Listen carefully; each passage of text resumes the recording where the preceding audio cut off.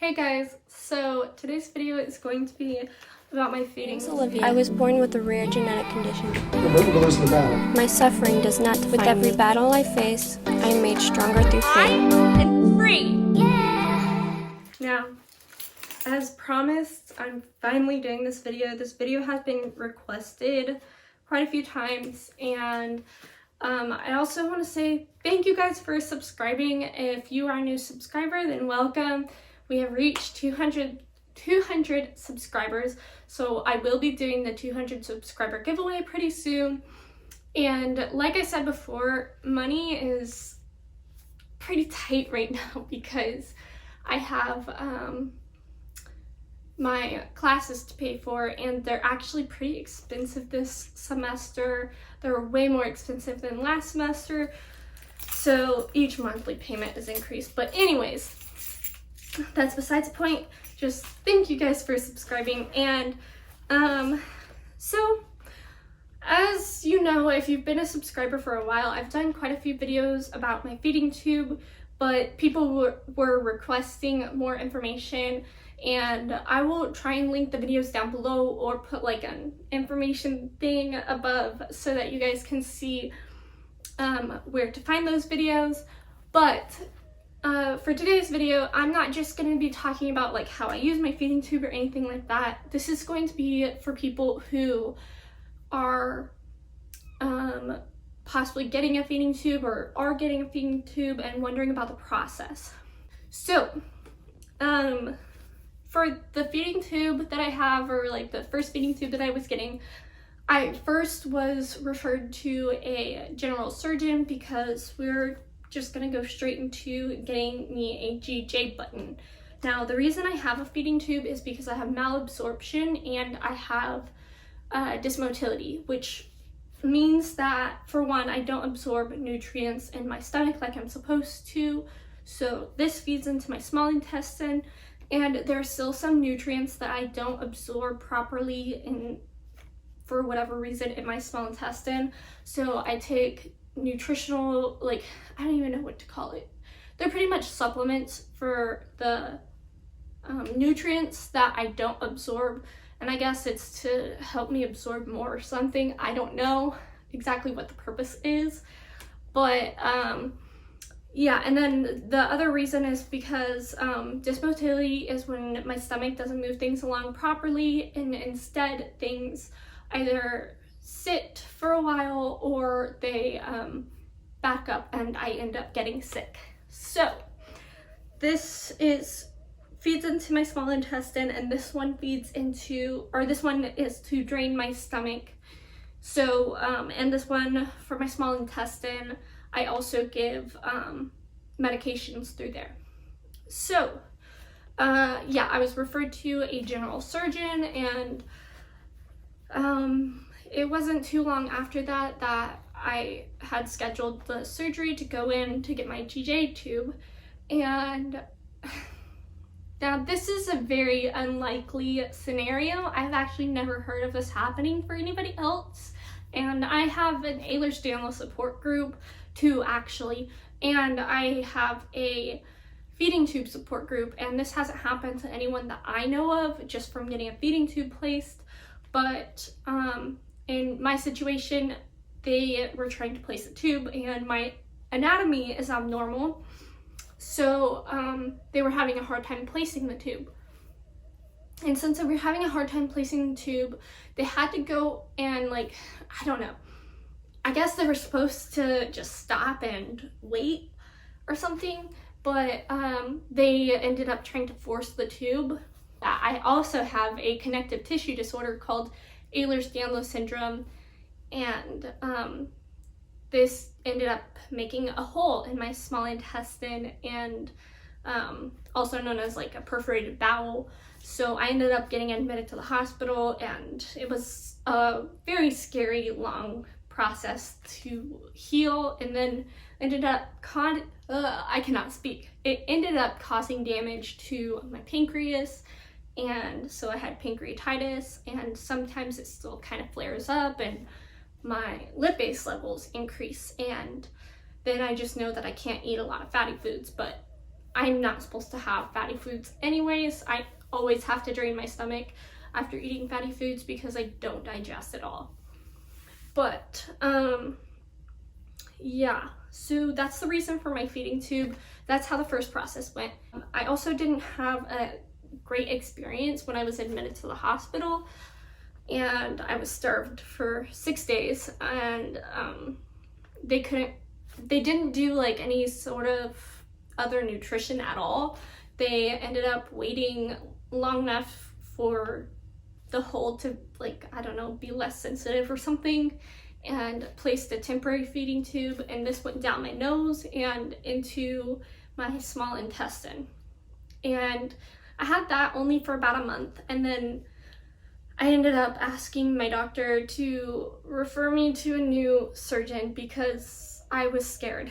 So I went to a new surgeon and I told him about my situation and what happened the last time and about my conditions and everything, and he was confident that he could place it successfully, but this time he would do it through a endoscopy. And so this way he went into my stomach with a camera and he could see everything with a light and with a camera instead of just seeing it on a screen from like an image, a CT scan. But he used both. So he ended up getting the tube placed mostly, but it got kinked and flipped up. So he gave me medications for like 2 days in the hospital until the medication could move things along well enough for the tube to move down on its own, and it ended up not working. The tube didn't move, and this is because I have dysmotility. So he ended up having to go back in and push the tube along a little more.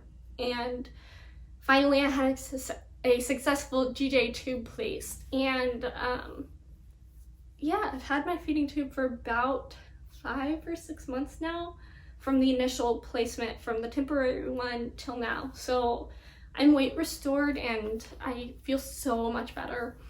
But I hate this dangle tube. So I ended up asking if I could get a button, and my doctor thought it would be a great idea because this is more like for a temporary, like an intermediate kind of feeding tube. It's not really ideal for somebody who's having a feeding tube for the rest of their life, because when I want to go swimming or any other activities, then I can't do anything with this. Like, it just stays on my body. Even when I'm not hooked up, there's still always a tube. So I ended up getting a hold of Mickey, the Mickey company. I think it's called gosh, I can't remember what it's called. I don't know. There's 2 companies that I know of that make feeding tubes, and I contacted one of them and they never got back with me, and because the hospital said that they couldn't order the tube for some reason. And so I ended up contacting another company called AMT, Applied Medical Technology, and they actually said that they will custom make one for me and send it out to my hospital for free. So that happened, and then I went in to go, well, the hospital said they didn't have the right tools to place it, so they needed me to go get it done at a different hospital. So I had to go pick up the tube and then take it over to just my regular hospital in town, and then they placed the feeding tube. Now, I had somebody ask me how I got a AMT button. Like I said, my hospital wouldn't order it, so I had to go onto AMT's website and find, like, when you scroll all the way to the bottom, there's like a little tiny lettering that says contact. And so I clicked that and I typed in my information, and they reached out to me, and I just let them know my situation, and that's how I got the tube. And the AMT representative actually came and like drove all the way to the town that I was going to get it placed in and hand delivered it. So that was super, super nice of him, especially because he's about an hour away. So I just thought it was really nice. And also, I forgot to mention this, somebody asked me this, and they already have their feeding tube now, and so they might not be able to use this information, but maybe other people who are wondering what happened beforehand, and I wondered this too, is how do I get all my supplies and things like that after the feeding tube is ordered? So for me, my home company I ended up contacting my home company because I asked my doctor. My doctor was like, I don't know, which was interesting. But I contacted my home pharmacy because I already have a port, so I already have a home pharmacy. And I just pretty much said, hey, my doctor ordered a feeding tube and I was wanting to know what the process is for that and if I have to go and see a dietitian or what happens next. And they pretty much just told me, well, have your doctor send us the orders for your feeding tube placement and we will do all the rest. And so I was like, okay, sounds simple enough. So I contacted my doctor, let him know, and he contacted them, and then they just called me and they said they have a team of 9 dietitians and that they will teach me how to set up the pump and everything. So I got contacted by a dietitian and my supplies was all delivered. The dietitian just went over like my medical files and my height, my weight, things like that, and went off of how much nutrition she thinks I may need and adjusted it from there. And also the formula that I was initially sent was not very good, so I ended up asking for other options, which I was then given this option, which my dietitian said this is the best option, and they make it in 1.5. My other one, I believe, was at 1 calorie per milliliter. This is at 1.5 calories per milliliter, which is good because I'm connected 24/7, so I need the highest possible calorie formula that I can get so that I can fit in as much nutrition in a day. But yeah, that's pretty much how that process went. If you guys have any questions, then leave them in the comments down below. Also, if you guys have any video requests, then you can leave that in the comments down below as well. I am open to making all kinds of videos for you guys.